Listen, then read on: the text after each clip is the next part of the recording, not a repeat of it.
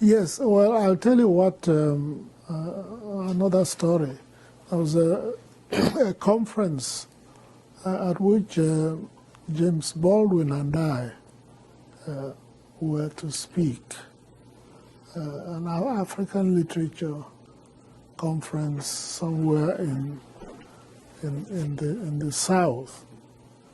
And what Baldwin said in introducing me or talking about me to the audience was, this is a brother I have not seen in 400 years. And people laughed, as you have laughed now. And he said it was not intended that he and I should ever meet. Yeah.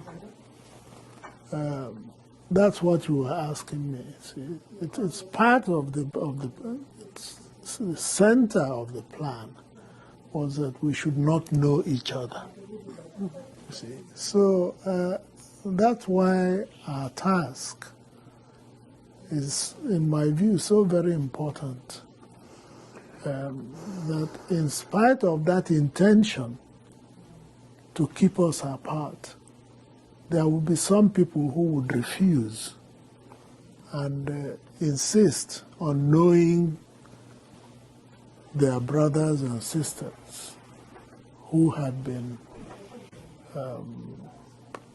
sold away and lost. There were some people who knew that it was important to discover them.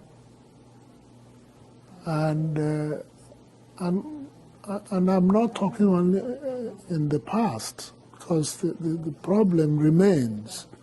There are many, many of us on both sides of the Atlantic who do not know the importance of that recognition, that this is my brother, this is my sister, that their story is the same as my story. Whatever variations of it is basically the same story. Well, I referred to this issue earlier on. What we lack is a full understanding of who we are.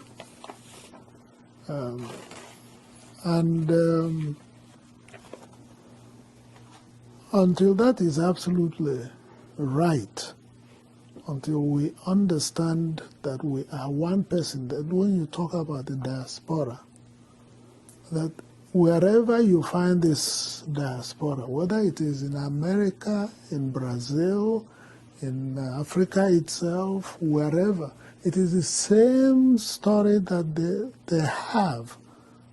And it is the story of the transatlantic slave trade. Now, unless we recognize that, so wherever you see an African diaspora person, you know, this is a victim, like myself, you see, of that event.